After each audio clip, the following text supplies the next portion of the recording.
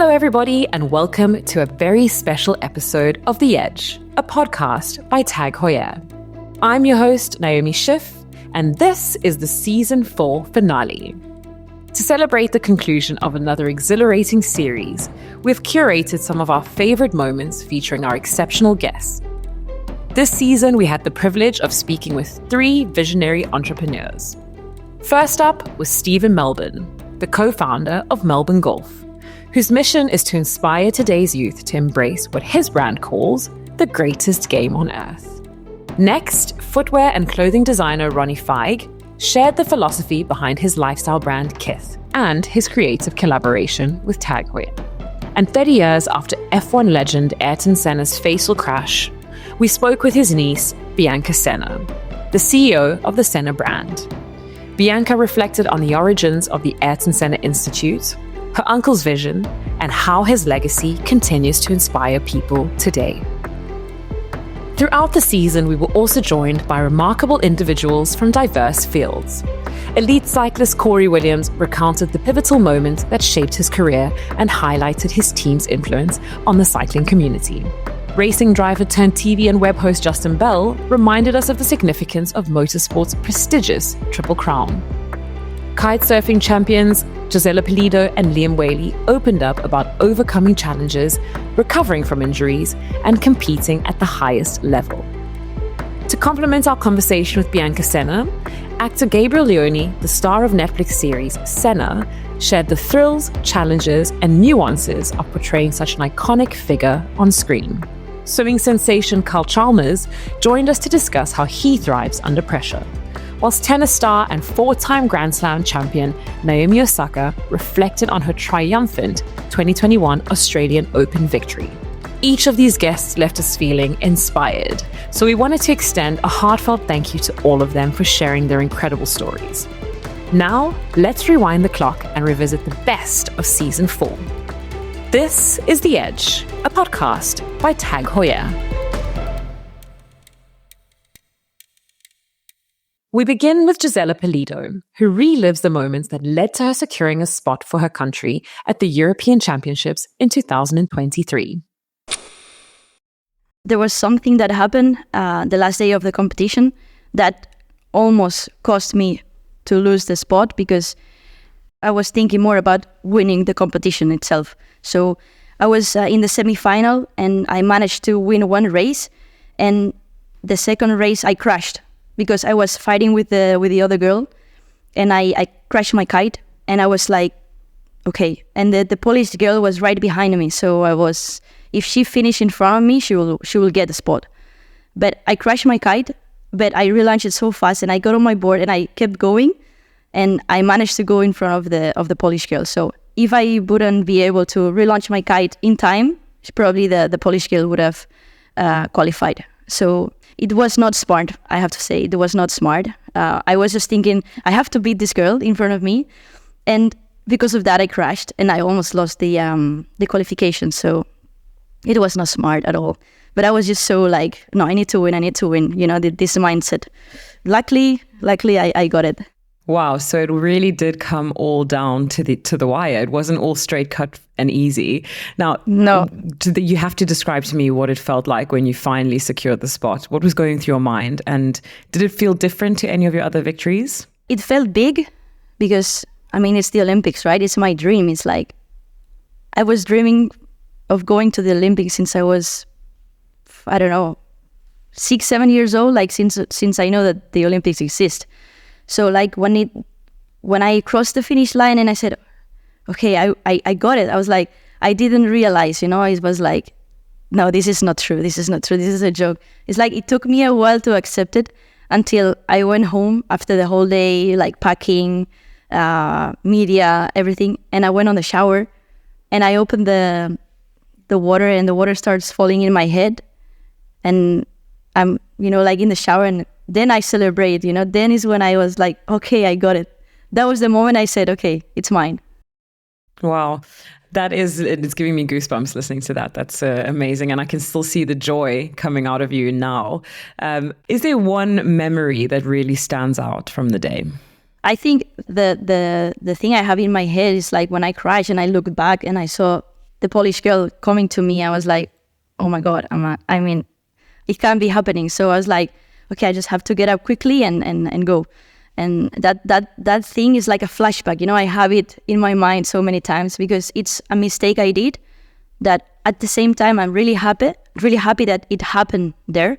So I'm not going to do it again. I'm not going to, do the same mistake. So it's something that it's staying already in my head for a while. And yeah, something I think about it. Next, footwear and clothing designer Ronnie Feig shares how consumers shape the philosophy behind his lifestyle brand, Kith.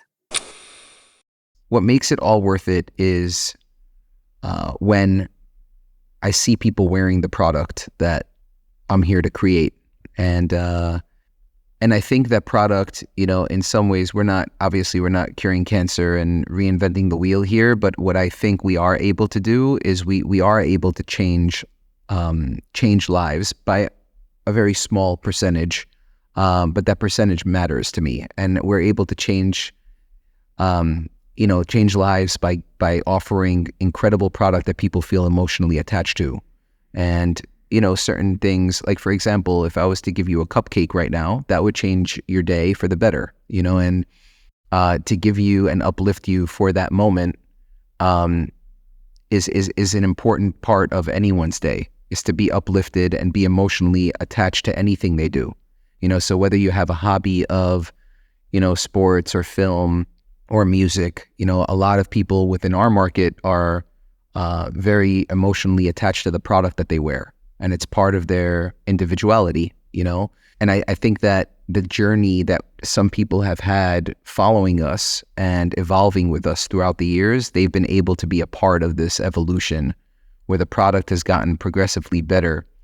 And they're seeing it through my lens, which to many people make them feel they feel related, and it's more relatable to the brand when they see it through a person's lens.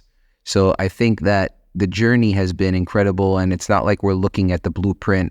There is no blueprint to follow. There is no, there's no book I can read as to how and when we do certain things. It's really been learning on our behalf of having to continuously one up what we've done in the past, and that feeling has grown stronger and stronger over the years for what we've been able to accomplish. So some of these projects that we work on, including obviously this one with TAG, those are milestones for myself personally, but also notches in the timeline for the brand.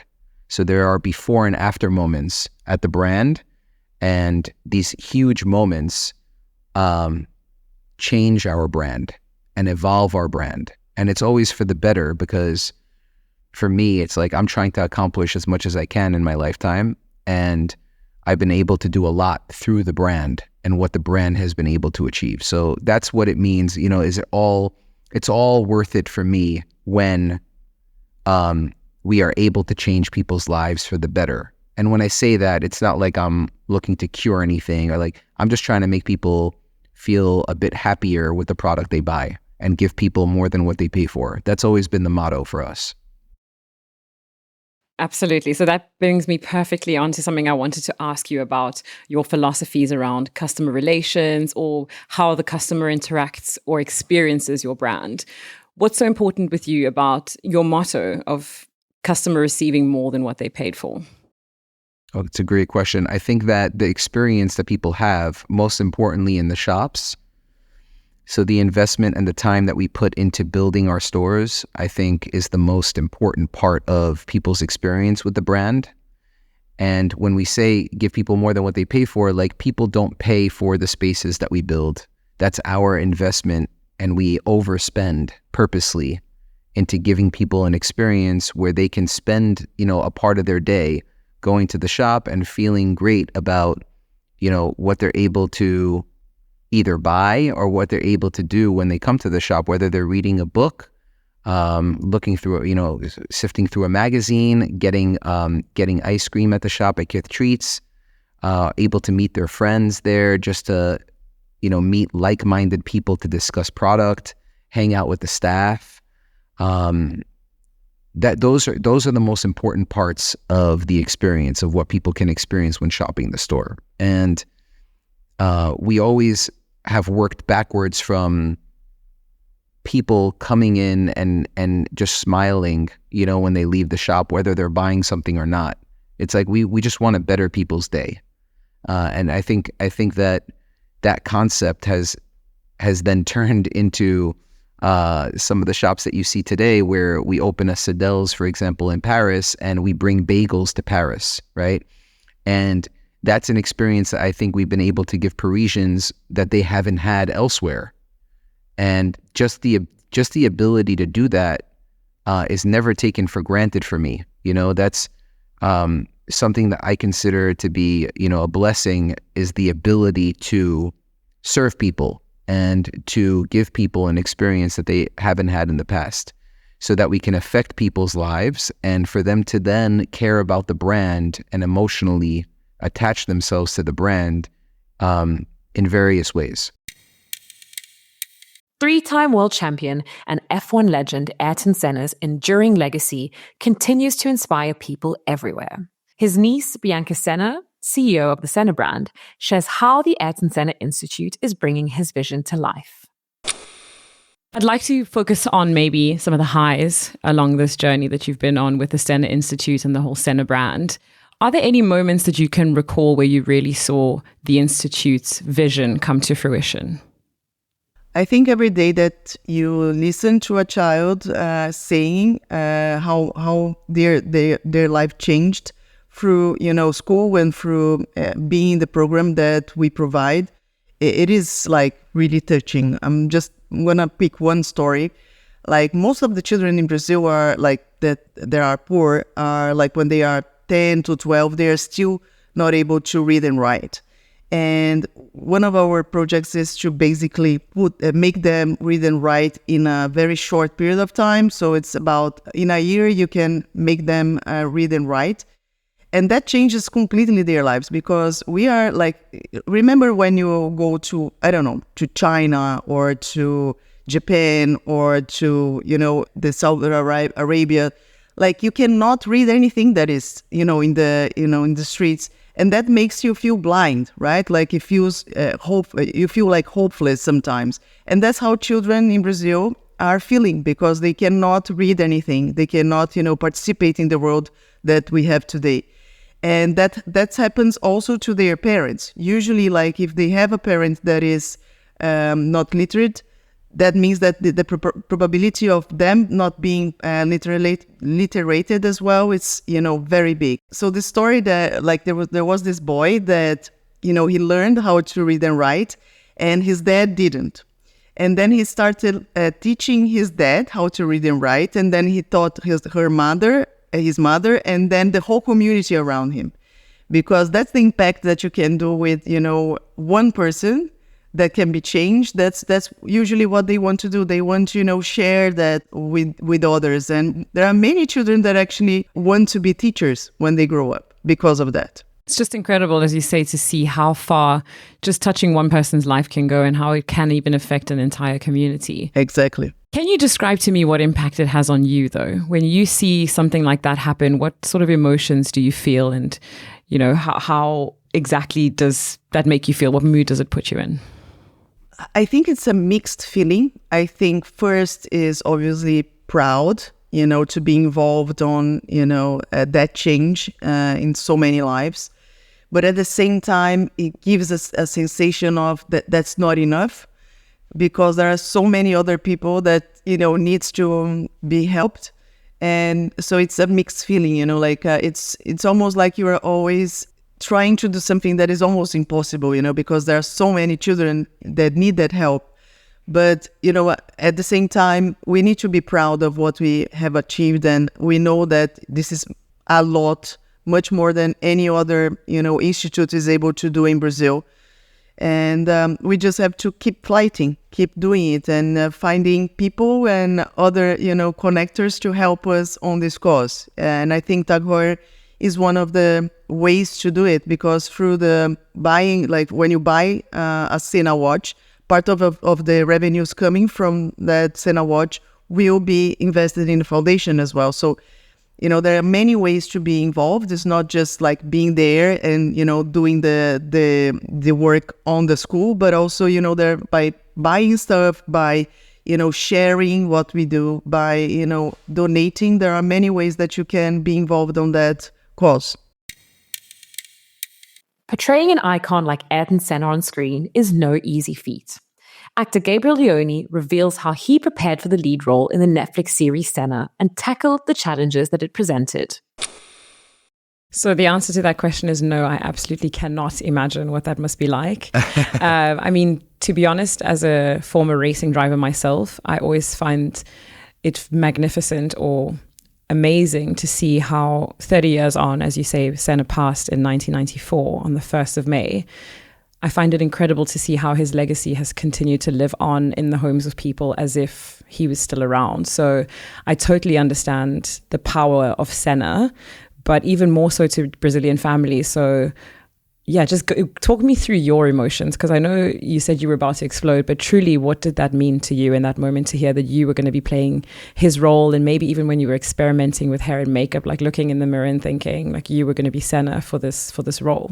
Yeah, so when I got the new, it was a year before shooting. So I had to let it go for a while, because I had to focus, to concentrate on Ferrari, the work I had at that point.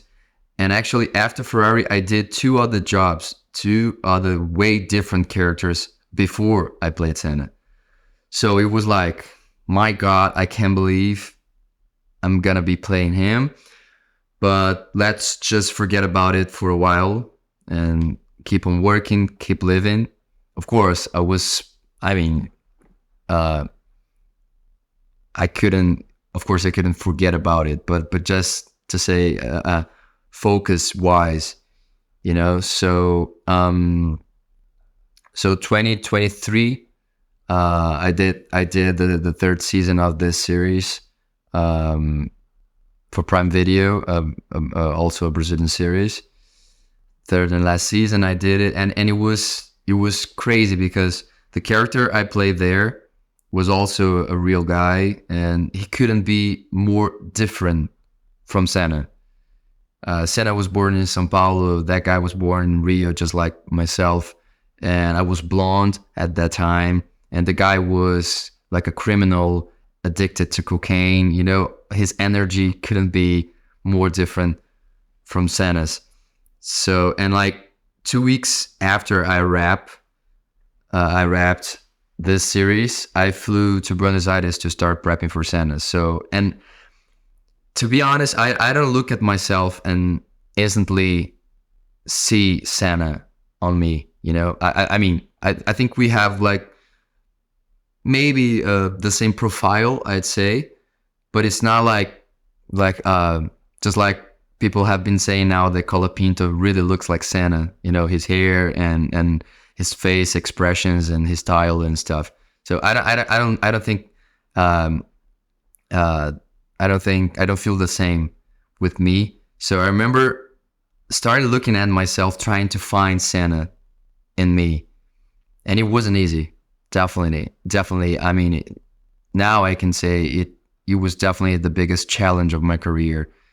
It was tough, especially because, just like you said, because of how Senna is still remembered all over the world, how people still idolize him and remember his physicality and his voice, his energy, and you have like loads of material out there, videos and stuff of them. So I knew from the beginning that I would have to work my best to be as similar as possible as him, for people to look at me, to people to watch me and identify in Senna, for they to immerse themselves in the show.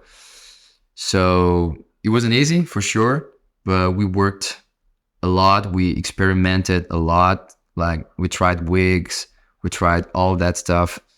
And the key we found to make me look more similar to him was our makeup designer is just a genius. He's amazing. And he started like making my main characteristics up, you know, so he was kind of erasing myself, like making me as an empty page, a blank canvas for them to start finding and brushing myself, Senna's smallest details, you know, and we were trying a lot, like with the hair and all that stuff. And so I remember one day, like a couple of days before starting shooting, we had like a test camera. So we went to set, and we had the whole team and costumes and hair, makeup, all that stuff. We were really like shooting for real, but not shooting. And someone took a picture of mine. I was waiting like on the outside holding a cup of coffee, and sent me the picture later. And I remember looking at the picture and thinking, I found him. You know, it was the first time I looked at myself and I saw Senna. So, and that was really important to me, because that made me and of course the whole team confident that we got to this image, and that we could live, then we could start our journey living his most iconic moments of his life, you know. And of course, I'm just talking about physicality, but of course I was doing all the research, reading, watching, you know, talking to his family, to people close to him, and trying my best to find his essence, of course, all the interior of Senna. And just to be short, I found it paying attention at his eyes. I started really focusing on his eyes in any videos I found of him, you know, because I think Senna's eyes and the way he looked really reveals who he was, you know, and his essence, his feeling, the human being behind the driver. And that's a wrap on season 4 of The Edge. Thank you for listening. If you'd like to hear from more extraordinary visionaries, athletes, or artists, then make sure to check out our previous episodes and seasons wherever you get your podcasts. And if you enjoyed listening to us, then please don't forget to subscribe and leave us 5 stars. It truly does make a difference. You can also head over to The Edge, our TAG Heuer magazine, to discover more stories, interviews, and news about the latest TAG Heuer timepieces. We'll make sure to leave a link in our show notes. Thank you to our wonderful season 4 guests for joining us. And of course, a big thank you to each and every one of you, our listeners, for tuning into The Edge, a podcast by TAG Heuer.